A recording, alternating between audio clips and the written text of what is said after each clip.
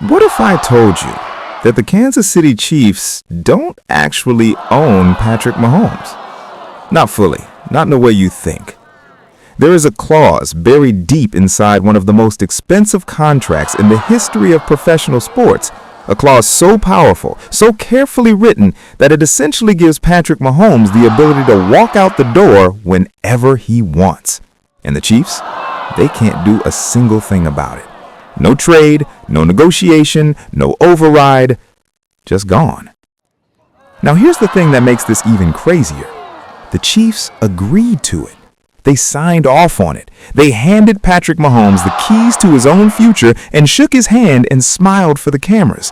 And most people have absolutely no idea this happened. Today, we're going to break down exactly what that clause says, why it exists, what it means for the future of the Kansas City Chiefs, and why this one contract may have permanently changed the way superstar athletes negotiate in American professional sports forever. Because this isn't just a football story. This is a story about power, about leverage, about a 25-year-old kid from Texas who sat down at a negotiating table and walked away with something no player had ever walked away with before. Stick with me, because this gets wild. Let's go back to the summer of 2020. Patrick Mahomes had just won his first Super Bowl. He was 24 years old. He had just been named Super Bowl MVP. He had just thrown for 286 yards and 2 touchdowns in a fourth-quarter comeback that made grown men cry in their living rooms. He was on the cover of every magazine. He was everywhere. And in the background, very quietly, his agent, a man named Chris Cabot, was sitting across from the Kansas City Chiefs front office with a very specific list of demands. Now understand what was happening in that moment. The Chiefs needed Mahomes. They didn't just want him. They needed him the way a car needs an engine. He wasn't a piece of their puzzle. He was the entire puzzle, and everyone in that room knew it. The Chiefs' general manager, Brett Veach, knew it. Owner Clark Hunt knew it. Head coach Andy Reid, who had waited his entire career for a quarterback like this, absolutely knew it. And Patrick Mahomes knew that they knew it. So when his agent put a number on the cable, 10 years, $450 million, the room got very quiet. Because that wasn't just a contract number. That was the single largest contract in the history of North American professional sports at that point in time. Nobody had ever done that. Nobody had even come close. But here's what the headlines missed. Here's what the sports anchors didn't talk about when they were busy arguing about the dollar amount. Hidden inside that $450 million deal was something worth more than the money. It was a no-trade clause. Now, before your eyes glaze over, let me explain why this matters so much. Because I know no-trade clause sounds like legal fine print that only accountants care about. But stay with me, because once you understand what this actually means in the context of the NFL, you're going to feel what I felt when I first read about this. Here's the thing. In the NBA, no-trade clauses are relatively common. Players have them. Stars negotiate them. It's part of the landscape. But in the NFL is different. The NFL has always been different. It is at its core a league built on the idea that teams have control. Teams draft players. Teams own contracts. Teams decide where you play and when you play, and sometimes whether you play at all. Players in the NFL get cut over the phone. They get traded on a Tuesday morning while they're eating breakfast. They find out their entire life is changing through a text message or a beat reporter's tweet before their agent even calls them. This is normal in the NFL. This is accepted. This is the way it has always worked. So when Patrick Mahomes sat down and said, "I want a no-trade clause," that wasn't just a negotiating tactic. That was a fundamental challenge to the way the entire league operates. And the Chiefs said yes. Let me tell you exactly what a no-trade clause means in practice, because the details here are everything. Without a no-trade clause, the Kansas City Chiefs could wake up tomorrow morning and decide, you know what? We want 3 first-round picks and we need cap space. Let's trade Mahomes to the Las Vegas Raiders. And unless Patrick Mahomes had leverage some other way, there is very little he could legally do to stop them. That is not hypothetical. That is literally how the NFL works.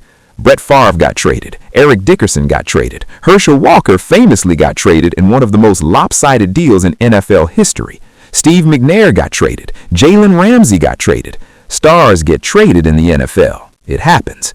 Teams do it when they need to rebuild, when they need picks, when they need cap relief. But now, for the first time in the modern era of NFL contracts, there is a player who simply cannot be traded without his own permission. Patrick Mahomes has to agree to any trade. He has to sign off on it. If the Chiefs decided tomorrow that they wanted to ship him to another city, Mahomes could look at the offer, think about it, and just say, "No, thank you." And that's it. The trade doesn't happen. He cannot be moved against his will. In the NFL, in 2020, that was revolutionary. But here's where it gets even more interesting, because it's not just about the no-trade clause. The contract that Patrick Mahomes signed contains several layers of protection that, when you stack them on top of each other, create something that has never existed for an NFL player before. Let's talk about the structure. The deal is 10 years, $450 million, and at the time, the guaranteed money in the contract, the money Mahomes would receive even if the Chiefs cut him or if he got injured, was around $141 million up front. Now, that number has since been renegotiated. In 2022, Mahomes restructured the deal, and the guarantees went up significantly. We're now talking about a situation where Patrick Mahomes is going to get paid hundreds of millions of dollars no matter what happens to him physically or professionally. But the no-trade clause sits on top of all of that like a crown, because the money protects him financially, but the no-trade clause protects something even more valuable. It protects his choice. Think about what that means for a second. Really think about it. Patrick Mahomes grew up in White House, Texas. His father was a Major League Baseball pitcher. He watched his dad get traded and moved around and treated like a commodity his entire career. He watched what that does to a family. He watched what it does to a player's sense of stability and belonging. Patrick Mahomes decided very early that was not going to be his story. He wanted to build something in Kansas City. He married his high school sweetheart, Brittany. He bought a house there. He invested in the city and became a part of the fabric of that community in a way that is rare for professional athletes, especially young ones. And he protected all that with ink and paper. He said, "I will give you 10 years. I will give you everything I have for 10 years, but I will do it on my terms. And if you ever try to move me somewhere I don't want to go, you can't." That is not arrogance. That is wisdom. That is a young man understanding his own value and refusing to let the business of sports strip away the human being underneath the jersey. Now let's talk about why the Chiefs agreed to this, because that question is just as fascinating as the clause itself. From the outside, you might think, why would any team agree to give up that much control? Why would you hand a player that kind of power over your own organization? The answer is simple, even if it's hard to say out loud for an NFL front office. They had no choice. Not because Mahomes threatened them, not because he gave them an ultimatum, but because the math was undeniable. Since Patrick Mahomes became the starting quarterback of the Kansas City Chiefs in 2018, the franchise has been to the Super Bowl multiple times. They have won multiple championships. Their revenue has exploded. Their brand value has gone from a mid-tier NFL franchise to one of the most recognizable sports organizations on the planet. Patrick Mahomes is not just a quarterback, he is a revenue-generating machine. He is the reason people tune in on Thursday night when the Chiefs play. He is the reason kids in Tokyo and London and Sao Paulo are buying red jerseys. He is the reason the Chiefs Stadium was recently renovated and the reason the waiting list for season tickets stretches years into the future. When you have something like that, when you have a player who is essentially printing money for your organization, you don't negotiate from a position of strength. You negotiate from a position of gratitude. And part of that gratitude came in the form of a no-trade clause. The Chiefs looked at Patrick Mahomes and essentially said, "We don't want to trade you.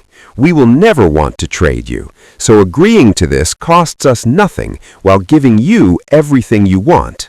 And in exchange, you stay, you commit, you bleed for us for 10 years. It was a perfect deal for both sides, until you really think about what happens if the relationship ever sours. And this is where the story gets genuinely dark for a second. Because contracts are signed in moments of goodwill. They're signed when everyone is happy and optimistic and the future looks bright. But 10 years is a long time.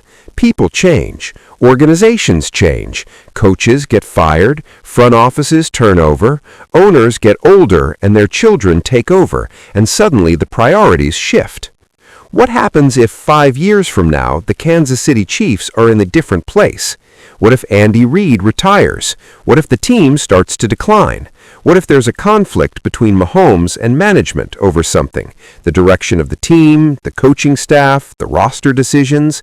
In a normal NFL contract situation, the team holds all the power. They can trade the player, cut the player, restructure the deal. They control the situation. But with Mahomes, if the relationship breaks down badly enough, the Chiefs are stuck. They cannot move him. They cannot trade him and get value back. They either keep him and make it work, or they release him and give up hundreds of millions of dollars in dead cap and get absolutely nothing in return. That is an extraordinary amount of leverage for a player to have, and Patrick Mahomes has it locked in writing. Let me tell you about a scenario that people in NFL circles actually talk about, quietly, because nobody wants to say it too loudly. Imagine it's 2027. Patrick Mahomes is 31 years old. The Chiefs have had a couple of down years. Maybe a new offensive coordinator came in and the system doesn't quite fit the way the old one did. Maybe there were some injuries. Maybe the roster around Mahomes has gotten thin because of all the money tied up in his contract. And another team, let's say a team in a major market, a team with a stacked roster that's one elite quarterback away from being a dynasty, decides to make a move. They offer the Chiefs a haul. 3 first-round picks, 2 Pro Bowl players, the kind of offer that would set Kansas City up for the next decade. The Chiefs think about it. They look at the math. They start to talk. And then someone in the room raises their hand and says, "We'd have to ask Mahomes." And suddenly everyone remembers. He has a no-trade clause. The Chiefs pick up the phone. They call Patrick Mahomes. They explain the offer. They tell him it could help the team rebuild. They might even tell him that the other team is better positioned to win right now. And Mahomes says no. And that's it. The deal dies. The 3 first-round picks go somewhere else. The 2 Pro Bowl players stay on that other team.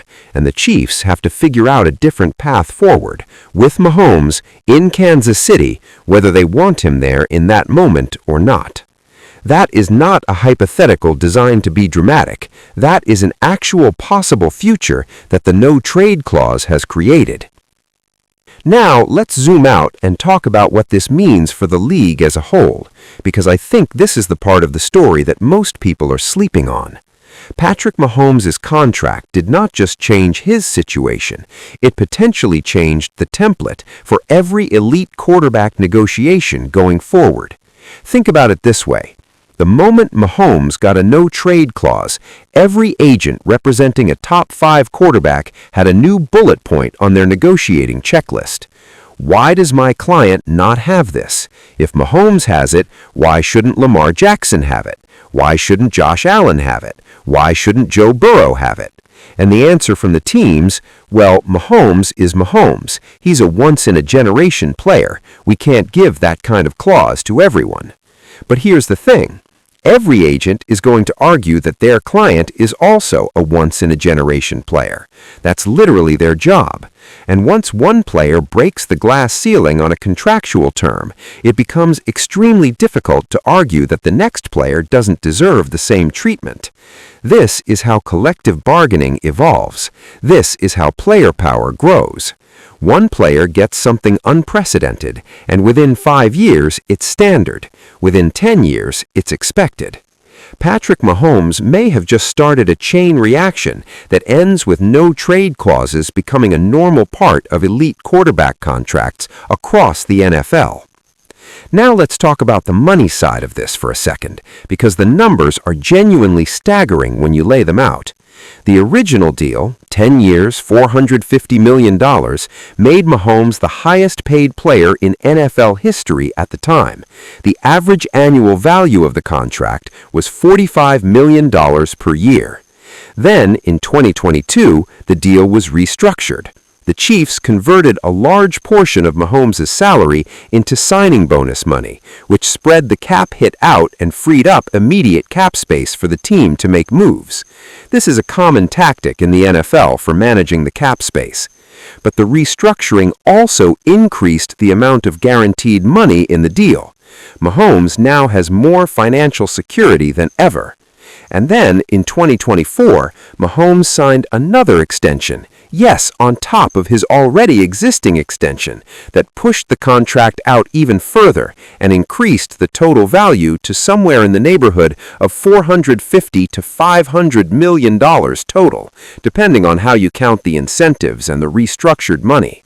We're talking about $500 million. $500 million for one football player, for one man to run and throw and make decisions in real time, while very large and very fast people try to knock him down. And woven through all of that money, through every guaranteed dollar, every restructured bonus, every incentive clause, is that no-trade provision, sitting there quietly, protecting him. I want to tell you something about Patrick Mahomes that I think explains why this contract matters so much to him personally. There's a moment that his former teammates and coaches talk about when they describe what makes him different. It's not the touchdowns. It's not the ability to throw off his back foot from impossible angles. It's not the Super Bowl rings. It's the way he walks into a building. Patrick Mahomes walks into the Kansas City Chiefs facility like he owns it. Not in an arrogant way, not in a way that steps on anyone or dismisses anyone, but with a settled certainty, a sense of, this is my place, I belong here, I built this. That feeling, that sense of permanence and belonging, is not an accident. It was constructed, deliberately, through a contract that ensures nobody can take it away from him. When Patrick Mahomes puts on that red jersey and runs out of that tunnel in Arrowhead, the loudest stadium in NFL history, certified by the Guinness World Records, he knows something that no other quarterback in the league knows in quite the same way. He knows he chose to be here, and he knows that choice is protected. Let's talk about what the Chiefs get out of this deal, because I think there's a version of this story where people hear no trade clause and think the Chiefs got taken advantage of, like they gave away too much, like Mahomes played them. That's not the right way to look at it. The Kansas City Chiefs, since Patrick Mahomes became their franchise quarterback, have been the most dominant team in the NFL, period. No debate. When you appearances, Super Bowl victories, revenue growth, brand expansion, and national television ratings, the Chiefs, under Mahomes, are arguably the greatest sustained dynasty in modern NFL history. And a huge part of that success is because Patrick Mahomes is all in. He's not playing out the string. He's not keeping one eye on free agency. He's not calculating how many more seasons he needs before he can leave for a bigger market or a team with a better roster. He's in Kansas City for a decade, by choice, completely invested.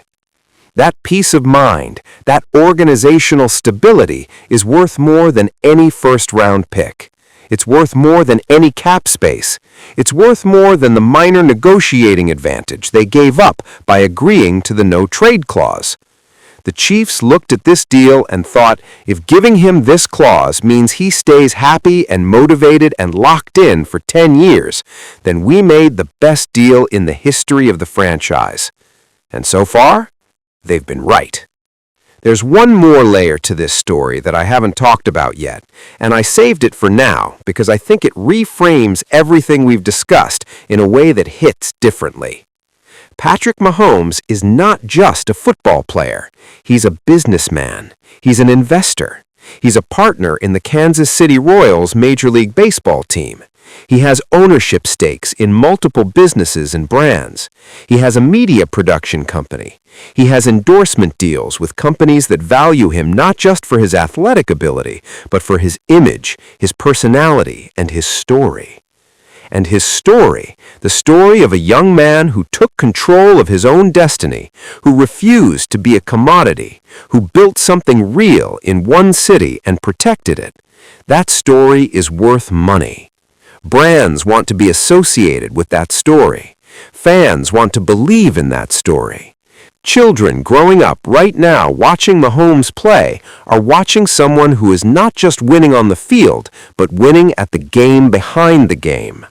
The no-trade clause isn't just a legal protection, it's a narrative. It's a branding decision. It's Patrick Mahomes saying to the world, I am not for sale. I am not a piece on someone else's chessboard. I am the one making the moves. And in a league where players have historically been treated as assets on a balance sheet, that is a statement that resonates far beyond football. Let's talk about some of the players who came before Mahomes and what their situations looked like, because the contrast tells a very powerful story. Brett Favre, one of the greatest quarterbacks who ever lived. At the end of his career in Green Bay, Favre wanted to come back after retiring, and the Packers decided they had moved on to Aaron Rodgers. The relationship deteriorated publicly.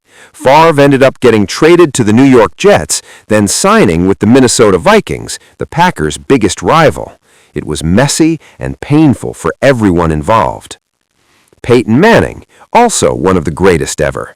After his neck injury, the Indianapolis Colts released him after everything he built there because they had the first overall pick and they were going to take Andrew Luck. Manning had no say in the matter. He was let go over the phone. Tom Brady, 6 Super Bowl rings in New England, the most successful quarterback-coach duo in NFL history. And then in 2020, Brady hit free agency and left. Not because the Patriots traded him, because he wanted to leave. The difference between Brady and Mahomes is that Brady had to wait until free agency to exercise his choice. Mahomes built his choice into the contract itself. Andrew Luck, this one is haunting. Luck retired suddenly in 2019, in part because of the physical toll the game had taken on his body. He never had the leverage to demand that the Colts build the right protection around him, draft the right weapons, create the right environment. He just absorbed hit after hit after hit until he couldn't do it anymore. Patrick Mahomes looked at all of these stories. His agent looked at all of these stories, and they built a contract designed to avoid every single one of those outcomes. No forced trade like Favre, no release like Manning, no waiting until free agency like Brady, no being exposed to unnecessary physical risk without protection like Luck. Every lesson from every great quarterback who came before him was folded into that contract. I want to spend a minute on the relationship between Mahomes and Andy Reid because I think it's central to understanding why the no-trade clause works the way it does. Andy Reid is 66 years old. He's been coaching in the NFL since 1992. He was an offensive coordinator, then a head coach in Philadelphia for 14 years. Then he came to Kansas City and spent years building something before Mahomes arrived. When Mahomes became his starter, something clicked that Reid had been searching for his entire career. A quarterback who could execute his system not just correctly, but brilliantly. A quarterback who could improvise within the structure of the play in ways that made the system better than it was designed to be. Patrick Mahomes has said in multiple interviews that coaching Mahomes is unlike anything he's experienced in his career. Not just because Mahomes is talented, but because of the way he processes the game, the speed of his decision-making, the completeness of his understanding of what the offense is trying to do. The relationship between Mahomes and Reid is one of the most important relationships in modern NFL history, and the no-trade clause protects it in a specific way. Because Reid will eventually retire. That's just reality. He's not going to coach forever. But while he's there, while that partnership is active, the no-trade clause ensures that nobody can break it up by trading Mahomes somewhere else. They get to finish what they started together, on their terms. That matters to both of them. You can see it in how they interact on the sideline. The trust is real, the respect is real, and the contract was partly written to protect it. All right, we're getting close to the end of this, but I want to leave you with something that I think is going to stick with you after you close this video. Patrick Mahomes is going to retire as a Kansas City Chief. Not because he has to, not because he's trapped, but because he made sure, legally, contractually, permanently, that the choice was always his to make. He could have played it safe. He could have signed a shorter deal with more traditional terms. He could have left himself the option to test the market at 30 and see who would offer him the most money or the best situation. Instead, he committed, fully, completely, to one city, one team, one vision. And in exchange for that commitment, he demanded that the city commit back. Not just with money, though $600 million is certainly a commitment, but with respect, with the guarantee that he would never wake up to a text message telling him he's been traded to Jacksonville. That deal, that exchange of loyalty for loyalty, is the real story here. The money is impressive, the no-trade clause is unprecedented, but what it all represents is something much more human than any of that. It's a man saying, I want to belong somewhere, and I want to know that my belonging cannot be taken from me. In professional sports, in the modern era, that is one of the rarest things in the world, and Patrick Mahomes made sure he had it. Here's what I want you to think about the next time you watch a Kansas City game. When Mahomes drops back in the pocket, when he feels pressure coming from the left side, when he spins away and throws across his body to a wide receiver who's breaking across the middle of the field, and the pass arrives perfectly on time, and the crowd at Arrowhead explodes, remember that all of that is happening because of a choice. His choice. He chose Kansas City. He chose that team, that city, that fan base. He chose Andy Reid. He chose to build his life there and put down roots and invest in that community. He didn't end up there because a draft put him there. He didn't stay there because he had no other options. He stayed there because he wanted to. And because he was smart enough and his team was good enough to make sure that want was written down, signed, and legally protected for 10 years. That is Patrick Mahomes. That is the $1 million clause, and that is the real reason he can never be traded, because he made sure of it himself. If you want to understand how the business of football really works, not just the touchdowns and the highlights, but the contracts and the power and the decisions that happen behind closed doors, stay right here, because we're going to keep going deeper into stories like this one. Stories about the men and women who don't just play the game, but understand it, who don't just compete within the system, but reshape the system to serve them. That's where the real game is played. And we're just getting started. What if the greatest coach in Kansas City Chiefs history is closer to walking away than anyone ever imagined? Not in a few years, not after one more Super Bowl, but soon, really soon. And the most terrifying part? He basically said it himself. Andy Reid, the man with the mustache, the man who turned Patrick Mahomes into a legend, the man who has coached more than 25 years in the NFL and built a dynasty that this generation will talk about for decades, dropped a comment recently that stopped everyone in their tracks. It wasn't loud, it wasn't dramatic, it was quiet, almost casual, and that's exactly what made it so alarming. Because when a man like Andy Reid speaks quietly about his future, you lean in. You listen.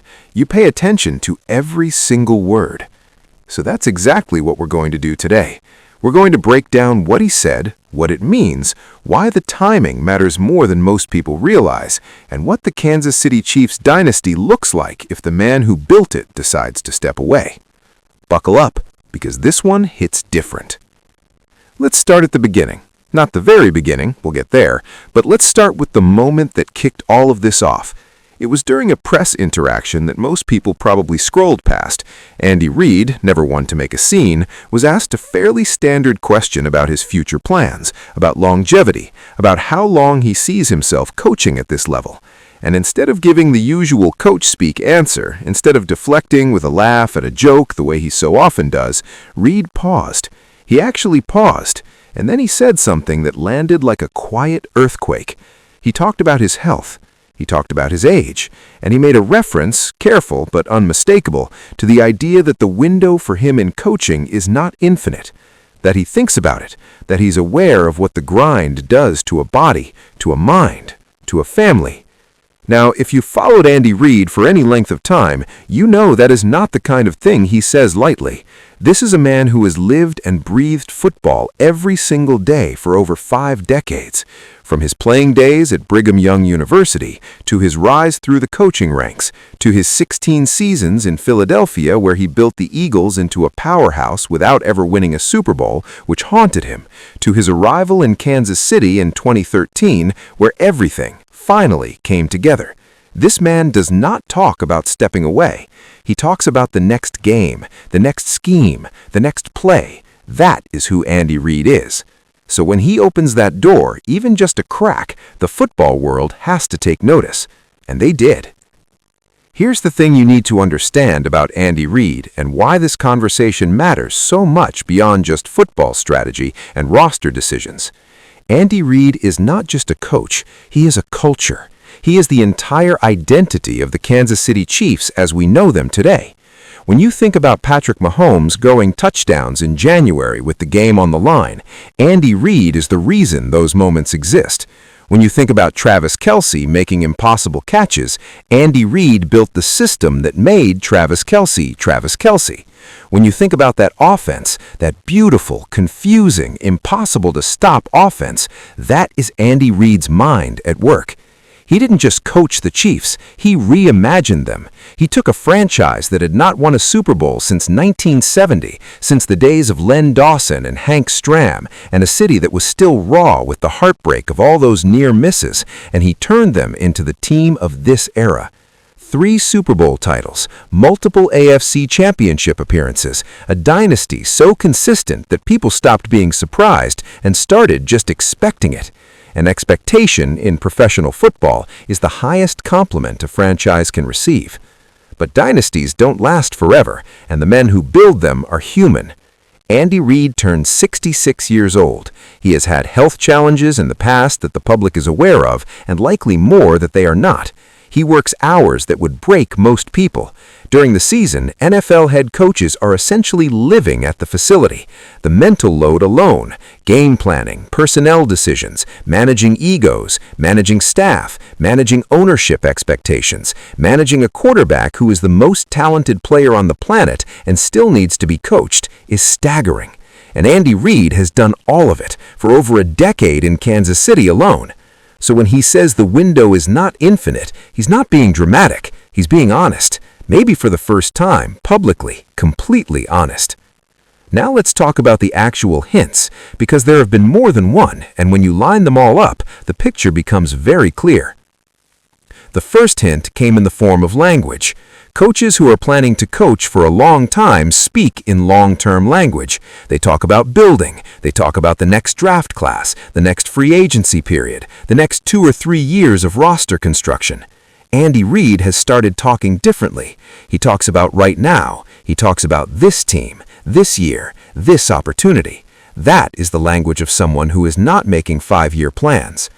The second hint came from people around him, sources close to the Kansas City organization, people who have been in that building, who know how things work behind the scenes, have described a Reid who is more reflective than usual, more contemplative, asking different kinds of questions about legacy, about what the program looks like after the current window closes. That is not the behavior of a man who sees himself coaching indefinitely.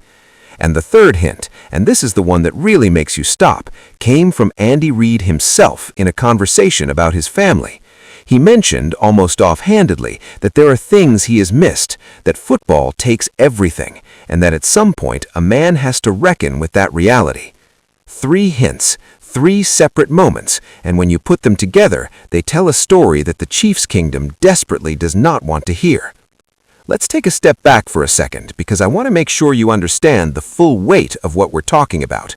The Kansas City Chiefs are currently in one of the greatest sustained runs in NFL history. Back-to-back-to-back Super Bowl appearances, multiple championships, a quarterback in Mahomes who is almost certainly going to go down as the greatest of all time when it's all said and done. This team is operating at a level that franchises dream about, and Andy Reid is the reason they're here. But here's the uncomfortable truth that nobody in Kansas City wants to acknowledge. The greatest teams in NFL history, the teams that defined eras and made everyone else feel small, they all faced the same moment. The moment when the architect stepped away, the moment when the foundation cracked, the moment when the dynasty became history. Bill Walsh left the San Francisco 49ers after their third Super Bowl. The dynasty continued briefly with the coaches he'd developed, but it was never quite the same. The culture remained, but the genius behind it was gone. Bill Belichick and the New England Patriots, you watched it in real time. When Brady left, people blamed the quarterback, but when the team continued to struggle even with new personnel and the coach still there, it became clear that dynasties are ecosystems, complex, delicate ecosystems, where every element matters, and when a key element changes, the whole system shifts. What happens to the Kansas City Chiefs ecosystem when Andy Reid is no longer the head coach? That is the question that nobody wants to ask, but we have to ask it, because the hints are right there in front of us. Now, I know what some of you are thinking. You're thinking, okay, but coaches have been close to retirement before and then coached for another 10 years. Bill Belichick kept coaching well into his 70s. Pete Carroll coached into his 70s. Maybe Andy Reid is just having a reflective moment and he'll be back on that sideline for another 5 seasons.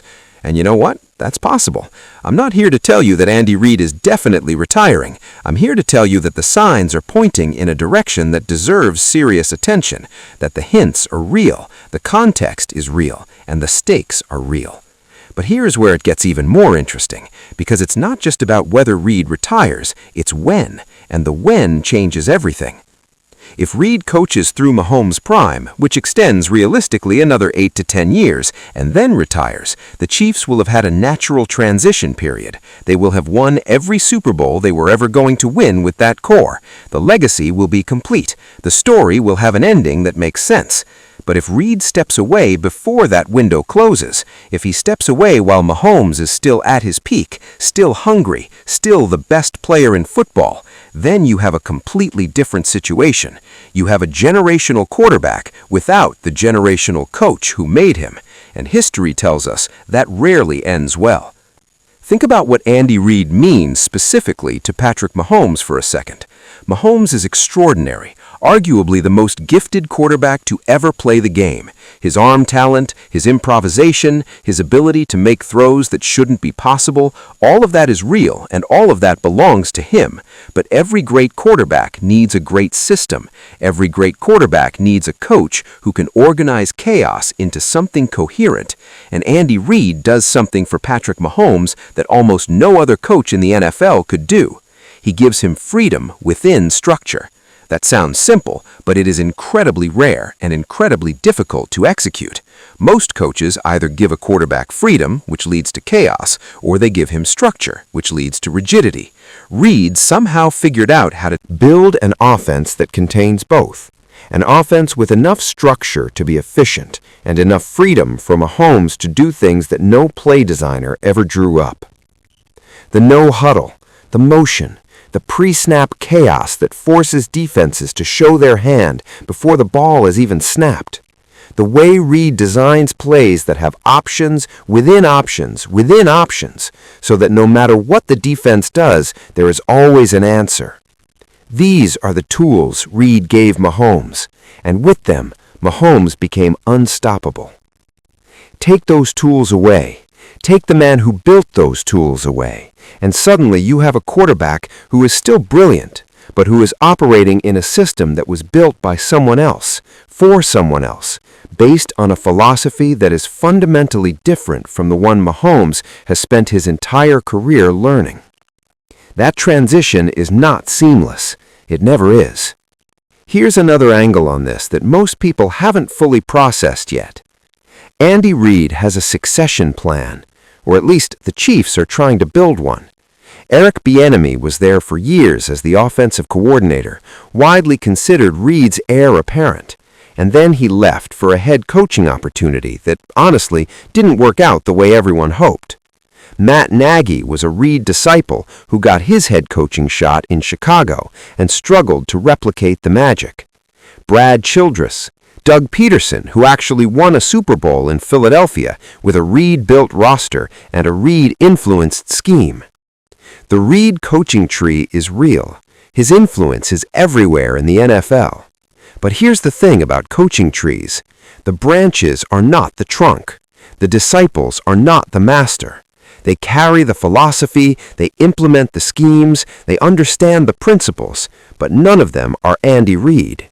Because Andy Reid is not just a system. He is a presence. He is the ability to walk into a locker room on a Tuesday in November when the team is struggling and say exactly the right thing to exactly the right people. He is the emotional intelligence to know when to push and when to pull back.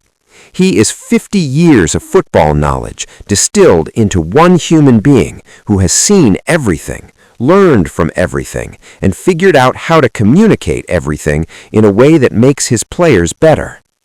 That is not transferable. That is not something you can copy-paste into the next head coach. So the moment Reid steps away, no matter who takes over, the Chiefs will be a different team. Not necessarily a bad team, potentially still a very good team, but different. And in the razor-thin margins of the NFL, different often means the difference between winning championships and watching other teams win championships. Let's talk about the timeline, because this is where it gets really specific and really important. There have been whispers, not just idle speculation, but genuine whispers from people connected to the league that Andy Reid has internally discussed a timeline that ends sooner than the public expects. Not this coming season necessarily, but we are not talking about 5 more years. We are not talking about coaching until he's 72 or 73. We are talking about a window that may close within the next 2 to 3 years. Think about what that means for the Chiefs. They are currently in the middle of a championship window that should stay open for at least another 7 or 8 years based on Mahomes' age and trajectory alone. If Reid leaves in year 2 or 3 of that window, then the Chiefs have to make the most important coaching hire in franchise history at a moment when the expectations are already astronomical and the pressure to maintain a dynasty is at its absolute peak. That is an almost impossible assignment for any coach, and it might be the assignment that's coming. Now here's something that doesn't get talked about enough. Andy Reid's legacy. Not his legacy in terms of wins and championships. That part is secure. He's a Hall of Famer. He already has his bust in Canton. The wins are there, the rings are there, the impact on the game is undeniable. But legacy in terms of how he's remembered as a person, as a human being. Andy Reid has been through things that most people don't know about. The personal tragedies, the years of being underappreciated in Philadelphia, where he gave everything and came agonizingly close but never won the title. The weight of carrying a team on your back for 16 years and never quite getting over the final hurdle. And then coming to Kansas City, proving every doubter wrong and building something that nobody can ever take away. There is something profoundly satisfying about Andy Reid's story, and I genuinely believe that part of what's happening now is that he's taking stock of that story. He's reading it from the beginning to where he is now, and he's asking himself, how does this end? Does it end with him coaching into his mid-70s, grinding away at the game until his body says stop? Or does it end on his terms, at a time of his choosing, when the legacy is cemented and the people he loves are still there waiting for him? That second ending sounds a lot like the ending a man who has earned everything Andy Reid has earned. Let me tell you something about the Kansas City Kingdom that is important to understand right now. They are nervous. Not publicly. You won't see it on social media with any kind of consensus, because Kansas City fans are riding high right now, and they have every reason to be. But beneath the surface, in the conversations between real fans who pay attention, in the comment sections and the Reddit threads and the group chats, there is an anxiety that wasn't there before. Because the fans can see it too. They can hear the change in how Reid talks. They can feel the subtle shift in the energy around the organization. And they know, in the way that sports fans always know things before the official news breaks, that something is different. The Kansas City Chiefs have been the most consistent team in football for over a decade. They have been the team that everyone else has to beat. They have been the standard against which every other franchise measures itself. And all of it, runs through Andy Reid. So when Reid hints at an unexpected timeline, it's not just a coaching story, it's an identity story.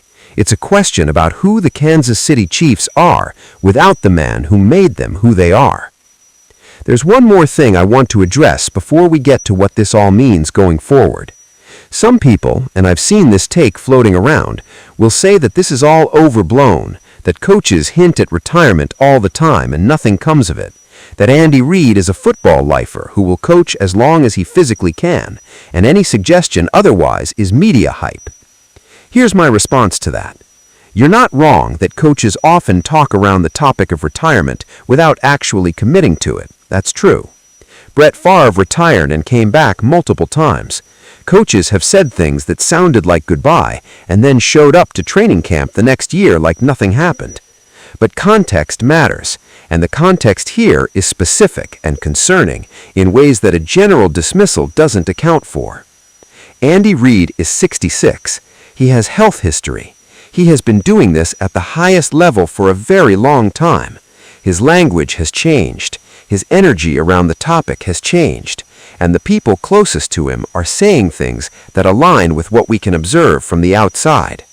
This is not a random offhand comment from a 45-year-old coach with a decade ahead of him.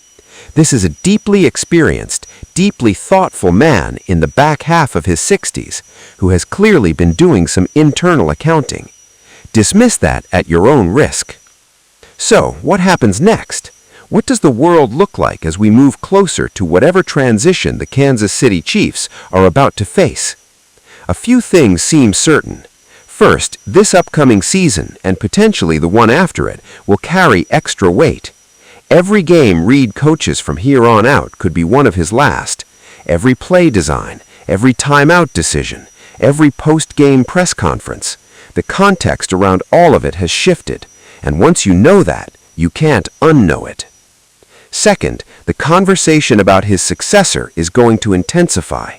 Quietly at first, the way these things always happen, in closed-door meetings between ownership and front office, in hushed conversations at league events, in the careful way that organizations begin to position themselves for transitions before the transition is officially announced. And then, at some point, not so quietly. Third, Patrick Mahomes is going to have to eventually lead a team that is figuring out who it is without Andy Reid, and how Mahomes handles that moment, whether he rises to be the kind of leader who carries a culture forward, or whether the absence of Reid reveals something about how dependent on that system he actually is. That is one of the most fascinating football questions of the next decade.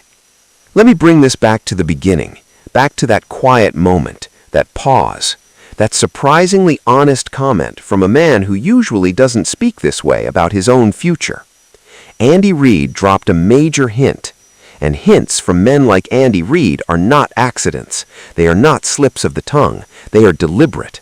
They are the way that a very private, very guarded man allows the truth to surface without making an official announcement. He told us something. Maybe not everything. Maybe not the exact date or the exact circumstances, but he told us something. He told us that the window is not infinite, that time is real, that even the greatest coaches have a last game.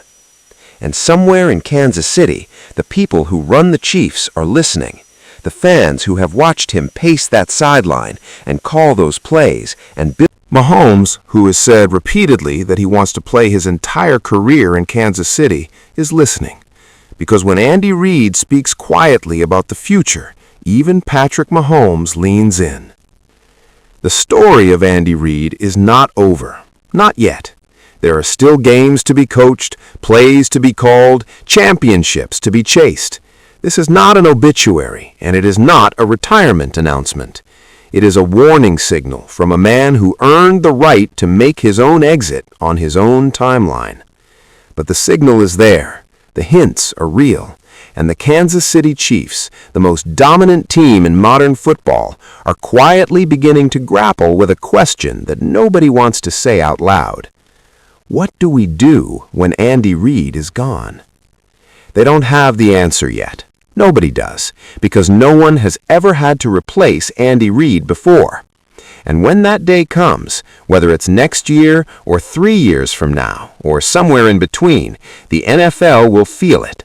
Kansas City will feel it, and we will all look back at this moment, at these quiet hints, and remember that he told us. He gave us the warning. He opened the door just enough to let the light in. The only question is whether we were paying attention. And now you are. He stood in the middle of one of the most watched stages on the planet, and everything started to fall apart. Not slowly, not quietly, all at once. The cameras were rolling, millions of eyes were locked in, and Travis Kelce, the man who had spent years carefully building one of the most bulletproof reputations in professional sports, was unraveling in real time. People gasped, phones flew up, social media exploded within seconds, and for a moment, nobody knew if Travis Kelce would ever be the same again. But here's the part nobody talks about, the part that happened after the camera stopped, the private conversations, the sleepless nights, the moment Travis looked in the mirror and had to make a choice that would define everything. Because breaking silence isn't just about talking. Sometimes it's about survival. Stay with me, because this story goes way deeper than what you saw on the surface, and by the end of it, you're going to understand Travis Kelce in a way most people never will. Let's go back to the beginning. Travis Kelce didn't grow up thinking he was special. That might surprise you, because when you watch him play now, the way he moves, the way he commands a room, the way he makes impossible catches look like a Tuesday afternoon, it feels like this man was built in a laboratory specifically designed to produce legends. But the real Travis Kelce, he was just a kid from Cleveland Heights, Ohio, a kid with a big personality, a bigger smile, and a hunger that nobody could quite explain. He had an older brother named Jason. You might know Jason, the Philadelphia Eagles center, another NFL legend in his own right. Growing up in that house meant competition was the breakfast, lunch, and dinner every single day. If you weren't pushing yourself, someone else was going to push right past you. Travis learned early that being good wasn't enough. You had to be relentless. And he was. But even relentless people make mistakes. Even the most polished stars have cracks in them. And Travis Kelce was about to discover just how public those cracks could become. See, the thing about being famous in today's world is that there is no privacy. There is no off switch. There is no moment where you get to just be a person without the whole world watching and judging and forming opinions before you've even finished your sentence. Travis knew this. He understood it intellectually. But knowing something and living it are two completely different things. Let's talk about who Travis Kelce was before all of this happened, because context matters here. Context is everything. By the time this incident went viral, Travis wasn't just a football player. He was a cultural phenomenon. He was the tight end who changed what the position looked like. Before Travis, tight ends were blocking machines with the occasional receiving option sprinkled in. They were workhorses, not show horses. They existed to protect the quarterback and make the occasional big play. Travis rewrote that entire definition. He turned the tight end position into something electric, something dangerous, something that defenses had nightmares about on Sunday mornings. His route running was silky smooth, his hands were borderline supernatural, and his ability to find open space on a football field was something that coaches still struggled to explain in film sessions. Multiple Pro Bowls, Super Bowl rings, records broken that people thought would stand for generations. But it wasn't just the football. Travis Kelce became a personality, a brand, a presence. He had the charisma that jumps through a television screen and grabs you by the collar. He showed up on reality television. He hosted events. He walked red carpets. He became the kind of athlete that transcended sports, the kind that your grandmother knows by name even if she's never watched a single NFL game in her life. And then came the relationship that put everything into hyperdrive. When Travis Kelce and Taylor Swift became an item, the entire world seemed to stop and collectively lose its mind. Suddenly, you had the biggest name in football colliding with the biggest name in music. Two cultural juggernauts, two people whose fan bases are among the most passionate and protective on the planet. The spotlight on Travis Kelce, which was already blinding, became something else entirely, something almost otherworldly. Every move he made was analyzed, every word was dissected, every facial expression in the stands was turned into a headline. He couldn't sneeze without it becoming a trending topic. And that kind of pressure, that relentless, suffocating, never-ending pressure, changes people. It reveals things. It brings things to the surface that might have stayed hidden forever if the spotlight hadn't been quite so intense. Which brings us to the incident. You might have already seen the clip. If you haven't, you're about to understand why it shook people so hard. It was the kind of moment that feels almost scripted in retrospect, like the universe had decided that this was the exact right time to test Travis Kelce in front of the entire world. The setting was loud, charged, full of energy that had been building for weeks. This wasn't just any ordinary moment in Travis's life. This was a moment that carried the weight of an entire season, an entire narrative, an entire identity. And something went wrong. The specifics of what triggered it don't matter as much as what happened next, because what happened next was Travis Kelce in front of cameras, in front of fans, in front of the entire media machine that had been watching his every move, losing it. Now, let me be careful here, because losing it looks different for different people. For Travis, it wasn't a physical altercation. It wasn't something criminal. It was emotional. It was raw. It was the kind of unchecked, unfiltered explosion that happens when a human being has been carrying too much for too long and the dam finally breaks. He got in the face of his head coach, Andy Reid. If you know anything about the NFL, you know that Andy Reid is an institution. He's one of the most respected figures in the entire sport. He's a father figure to the players who have been lucky enough to play for him. The man has forgotten more about football than most coaches will ever learn. And Travis Kelce, his star player, his trusted weapon, the man who had helped deliver him multiple Super Bowl championships, got right in his face during one of the highest pressure moments of the season. The cameras caught all of it, and within minutes, the internet exploded. Stop for a second and think about what was running through people's minds when they saw that clip. Some people were shocked, genuinely shocked, because this wasn't the Travis Kelce they thought they knew. The Travis Kelce they knew was the life of the party, the guy with the huge smile, the guy who made everything look effortless and fun. Some people were angry. How dare he? How dare he get in the face of a legend like Andy Reid? How dare he let his emotions run that wild on the biggest stage? Some people were curious. What was happening underneath the surface? What had led to this moment? What was Travis feeling in that split second before everything boiled over? And maybe, more than you'd expect, some people felt something unexpected. They felt seen. because every single person who has ever been pushed past their breaking point, every person who has ever cracked under pressure in a way they're not proud of, every person who has ever done something in a moment of intensity that they immediately wished they could take back, they saw themselves in Travis Kelce. That's the complicated truth about moments like these. They don't just reveal the person in them, they hold up a mirror to everyone watching. But the world wasn't done with Travis Kelce, not even close. The reaction was instantaneous and overwhelming. Every sports commentator who had a platform used it. Former players were asked to weigh in. Twitter, or X, whatever we're calling it now, was ablaze with takes ranging from thoughtful to absolutely unhinged. The takes fell into two camps mostly.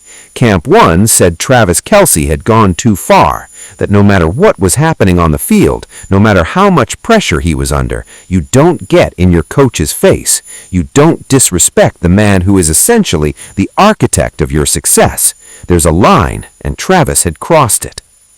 Camp 2 said this was being blown completely out of proportion, that sports are emotional, that passion and intensity are part of what makes Travis great, that if you want the fire that makes him one of the best players in history, you have to accept that sometimes that fire doesn't come with a perfectly calibrated thermostat. The sports media ecosystem, which is always hungry, always looking for the next angle, latched onto this story and didn't let go. But here's what was happening on the inside, the part nobody could see from the outside. People close to Travis described those hours after the incident as some of the most difficult he'd navigated in his entire career. Because Travis Kelce is proud. He is deeply, authentically proud of who he has built himself to be. Every single piece of the Travis Kelce brand, the confidence, the swagger, the charm, the professionalism, was something he had worked for, crafted, earned through years of showing up when it was hard. And in one unguarded moment, all of that felt like it was teetering. He's been open about the fact that he processes things internally before he's ready to address them externally. He doesn't like to speak when he's still in the emotional fog of something. He needs space to think, space to feel it fully, space to understand what actually happened before he can talk about it honestly. So while the world was screaming for answers, Travis was quiet. And that silence was its own kind of noise. Because when someone as big and as public as Travis Kelce goes quiet, people fill the void with whatever story they want to tell. Some made it bigger than it was.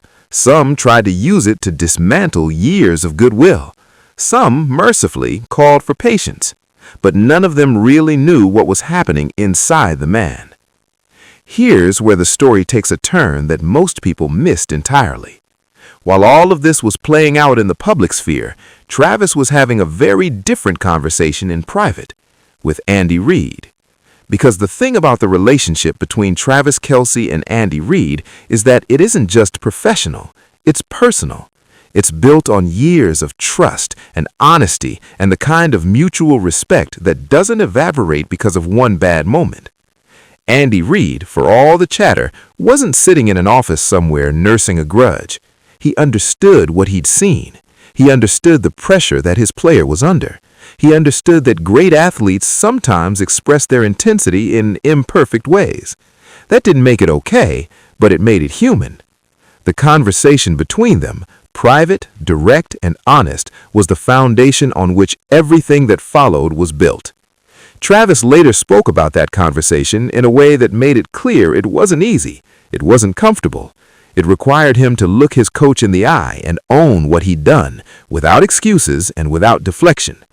That's harder than it sounds, especially for someone wired the way Travis is, especially for someone whose entire professional identity is built on being the guy who has it together, who rises to the moment, who performs when the stakes are highest. Sitting across from someone you deeply respect and saying, "I was wrong," not "I was wrong, but," just "I was wrong." That takes something. Travis had that conversation, and something shifted.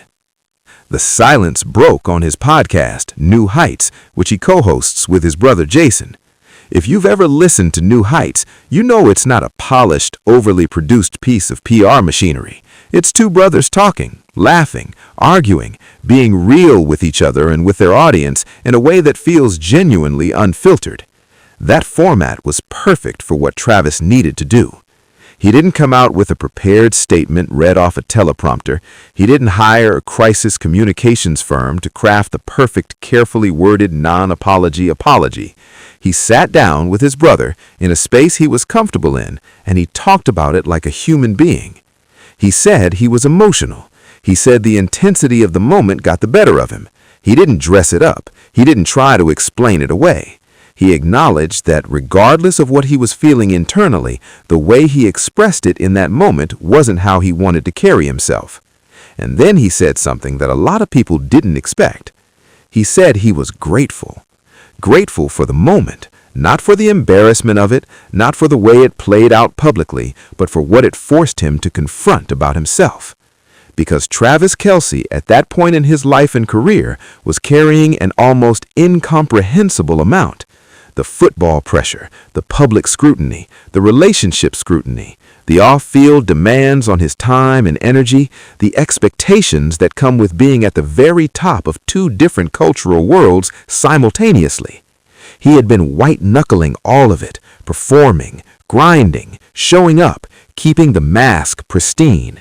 And the mask had slipped. And somehow, in a strange and unexpected way, that was the most honest thing he'd done in a long time. What happened in the weeks that followed told you everything you needed to know about who Travis Kelce really is. He didn't retreat. He didn't go quiet for 3 months and hope people forgot. He didn't surround himself with yes men who told him the world was wrong and he was right. He showed up. He showed up to practice with the kind of focused, disciplined, channeled energy that his teammates later described as some of the most locked in they'd ever seen from him. He was sharp. He was communicative. He was the leader that a team needs in the stretch of a season when things are hard and tired and the margin for error gets thin. He showed up to his relationship with intentionality. He and Taylor, by all accounts, handled the storm with a kind of grounded stability that people who had been watching and hoping for cracks didn't get to see crack. He showed up for his teammates in ways that went beyond the visible, checking in, being present, being the veteran in the room who has seen enough to know that the team's mental and emotional state is just as important as any play drawn up on a whiteboard. And he kept showing up on the podcast, honest, reflective, funny because that's just who he is, but real under the humor in a way that his audience responded to enormously. The download numbers for New Heights in the weeks following the incident were some of the highest the show had ever seen, because people wanted to hear from Travis, not the managed version, not the brand-approved version, Travis. And Travis, to his credit, gave them something real.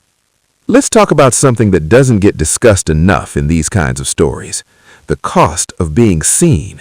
Not the fame, not the celebrity, the actual, real, intimate cost of living a life where your worst moment, not a bad game, not a poor performance, but a genuine human moment of vulnerability and imperfection gets watched by millions of people who have decided they know you based on highlight reels and headlines. Travis Kelce has spoken in various interviews over the years about the mental load that comes with the level of fame he's reached. He's talked about the challenge of staying grounded, of remembering who you are underneath all the noise, of keeping the people around you who knew you before the world knew you. The incident shook him, not just because it was embarrassing, but because it forced him to ask himself a question that comfortable success rarely makes you ask. Who am I when things fall apart? That's a question most people spend their entire lives trying to avoid. We build routines and structures and comfortable patterns precisely because we don't want to find out the answer. We want to believe that we would handle it gracefully, that we'd be calm and composed and admirable. And then something happens that strips all of that away in a moment, and you find out the real answer. For Travis, finding out the real answer in front of millions of people was devastating in ways that took time to fully process. But it was also, ultimately, freeing. Because once the truth is out there, once people have seen you unguarded and imperfect and human, you don't have to spend energy protecting the illusion anymore. You can just be. There's a moment that Travis described that has stuck with me since I first heard it. He was talking about the days immediately after the incident when the noise was loudest and the pressure to respond was most intense. And he said that the thing that grounded him wasn't his publicist's advice or the talking heads on television or the flood of opinions from people who had never spent 5 minutes in a situation remotely similar to his. It was the people who had known him longest, his parents, his brother, the friends from Cleveland Heights who had been there before the Super Bowls and the Taylor Swift headlines and the record-breaking catches and the magazine covers. The people who, when they looked at him, didn't see the persona. They just saw Travis. He described a phone call with his mom where she said something so simple that it almost sounds anticlimactic when you repeat it out loud. She said, "You're gonna be okay. You've handled hard things before. You'll handle this one too." That was it. No grand wisdom, no sweeping life advice, just a mother reminding her son of something he already knew but needed to hear from the right voice at the right moment. You're going to be okay. And he was. Here's what I want you to take away from all of this, because this story isn't really about football. It's not about a viral clip or a media cycle or the mechanics of fame. It's about the space between who we are and who we want to be. Every single one of us lives in that space. We all have the version of ourselves that we present to the world, the composed, capable, I have it together version. And we all have the version that shows up when we're pushed past our limits, the raw version, the imperfect version, the thing that we wish we could take back. Travis Kelce, in a very public and very documented way, lived that experience on a global stage. And what he did with it matters. He didn't run, he didn't deny, he didn't construct an elaborate narrative designed to reframe what everyone clearly had seen. He took ownership.